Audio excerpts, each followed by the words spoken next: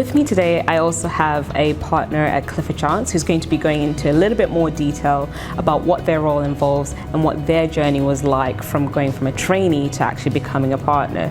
So Paget, thank you so much for joining me today. Pleasure. Now, you probably work in an area of law that most applicants would not be really familiar with and what it involves. Could you please tell me a bit about your title and what you do at Clifford Chance? Sure. Okay, so I co-head what we call the derivatives and financial regulatory practice, which are two practices that are very combined in approach for clients, but very different skill sets. Mm-hmm. So the derivative side is a more transactional side, mm-hmm. and it involves trading products, contracts, etc., where clients want to deleverage their risk. Mm-hmm. They might want to make an investment product for someone who wants to access risk, and they might be looking for liquidity out of some asset that they own. So it's a use of a contract to sell assets or sell risk. Mm-hmm. And then the regulatory side is the city regulation.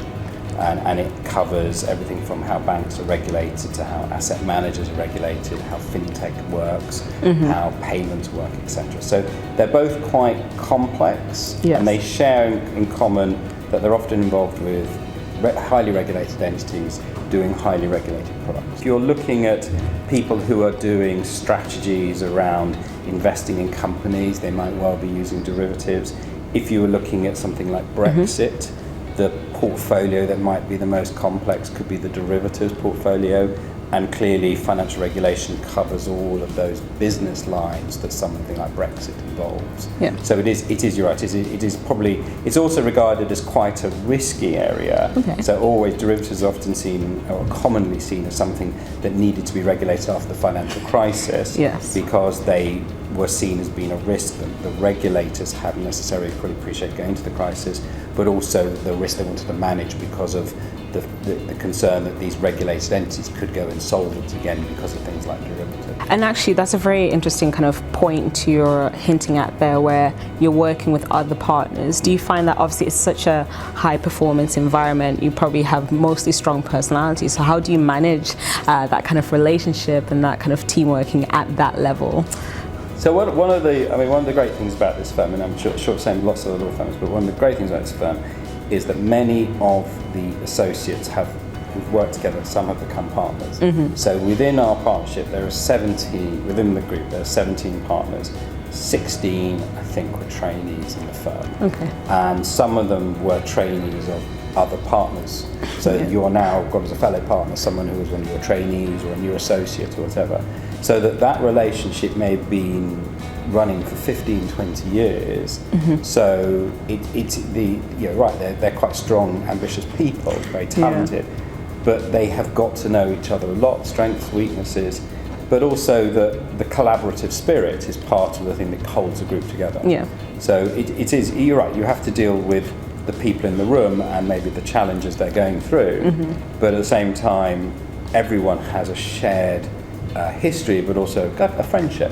So mm-hmm. It does work well. I've been here pretty much since the first days that I ever thought of becoming a lawyer. Yeah. So actually, I did a couple of interns at other places, other mm-hmm. law firms, and one of the partners at the law firm said to me, "You should think about going to this new firm, Clifford Chance. They've been around by that stage for about 2 years. They've got a really good international network. Mm-hmm. They're very ambitious. You might, because I mentioned I wanted to work abroad, so you might really enjoy going there." Yeah. So I got myself a summer intern, and then I got offered, in those days called articles at the end of it. So I turned up as a trainee. I've been here 26 years now. Yeah. And I did my normal 4 seats. Mm-hmm. I did one of those 4 seats in Hong Kong. So, and then I did, during my sort of associate years, a few associate years, I did some comments, some clients. I also did a comment over to the Amsterdam office. Okay. So I had a great introduction, everything I wanted, which was a bit of time abroad, a bit of time seeing what the clients were like, and then the work I was doing was not as complex as any of the work that Chance now does, but it was complex. I was doing securitizations, and I was starting to do some derivatives. And then I became a derivatives lawyer, and then moved to Hong Kong in 2003, and came back at the end of 2014. So I had one of the things I really wanted, which was a good chunk of time abroad. Yeah. And then I've been back here now almost 5 years.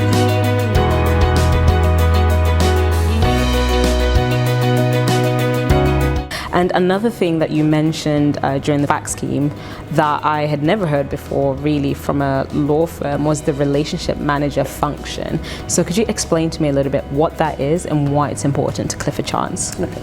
So we have, I mean, as you can imagine, in a heavily people-led business like law, we have very strong relationships with many leading corporates, banks, asset managers, insurance companies, etc.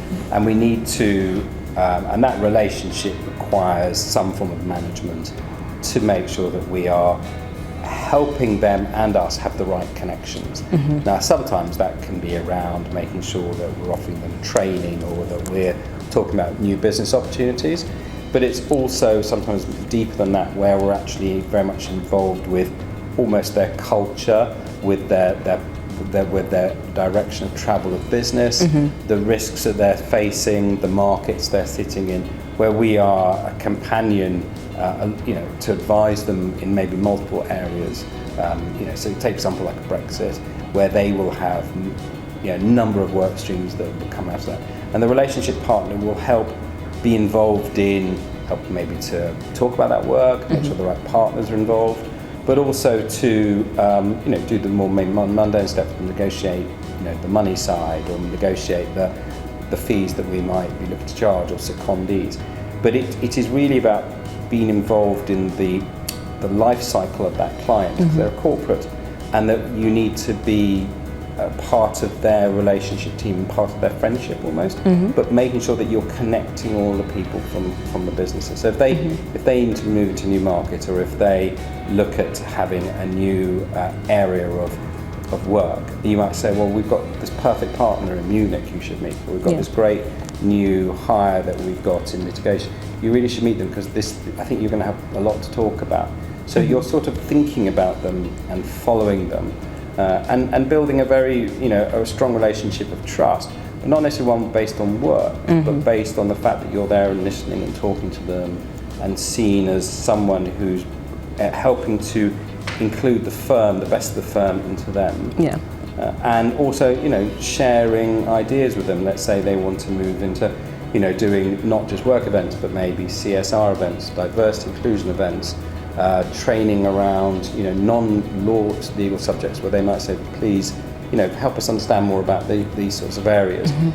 That you're part of the guide of that relationship. Yeah.